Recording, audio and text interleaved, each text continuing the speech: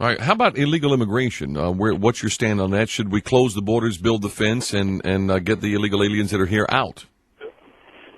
Yes, we should. That's one responsibility we have. I don't think the government should be doing very much, but one thing for sure is the borders are a responsibility. So I would beef up the borders, but I'd remove the incentives for the illegals to come because they know they're going to be rewarded with easy citizenship. In the meantime, if they bring their families, they don't have to worry about medical care and education. And so you would help cut off the magnet, is what you're saying? Yeah, I would. I don't believe in any federal mandates on the states.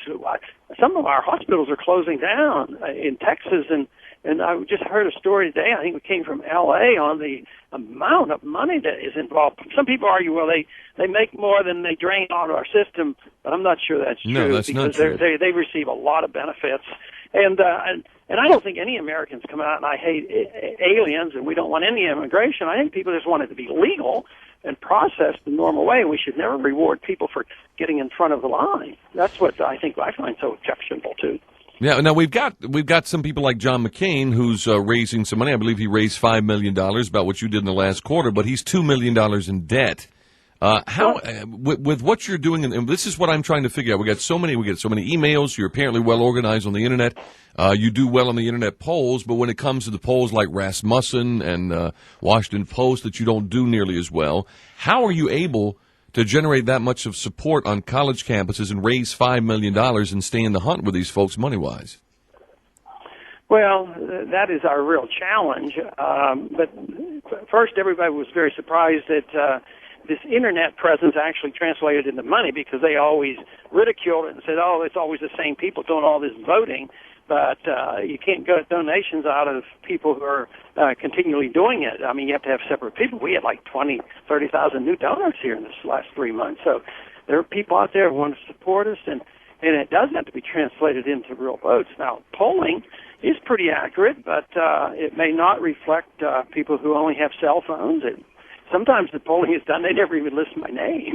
Right. They go out and list 5 names. I mean, you don't do as well if they don't put your name in the mix. Yeah, you got to be in the mix to be able to get a vote, right?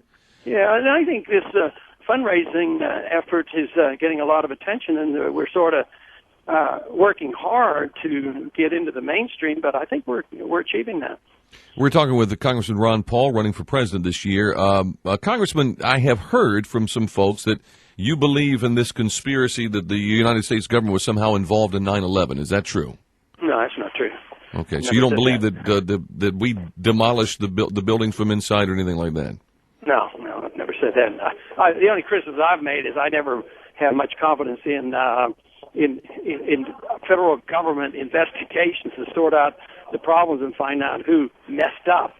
I think sometimes those investigations just sort of cover up ineptness, and right. That some people take that and misconstrue what I've said. And I got somebody who emailed me and said that they heard that you were in favor of eliminating the FBI, the CIA, and the DEA. Is that true?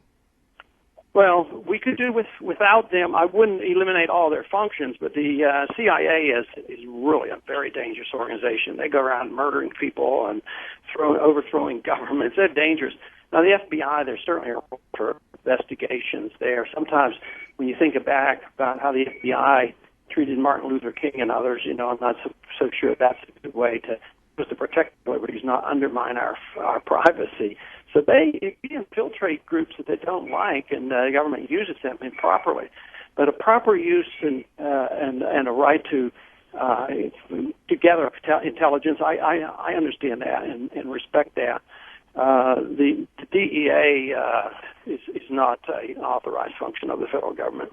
So you believe that would you legalize drugs if you were, or work to legalize drugs if you were president? I would certainly not put people in jail who use marijuana for health reasons when the state legalizes it. Some states say they're allowed to, and we go in and we prosecute them and put sick people in prison for life when they've never committed a violent crime. Yeah, I wouldn't do that. But the states can regulate it. The states can have laws against it. I mean, we didn't have any of these. We only really started this drug war in 1970, and before that, it was very token.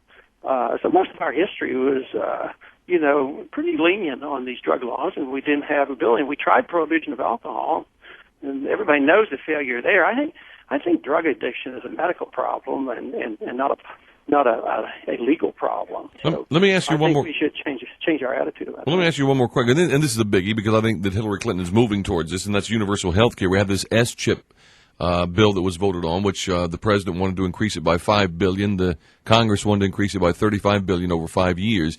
The S-chip program is really a grant to the states to ensure people who are not covered by Medicaid, but they feel are the working poor.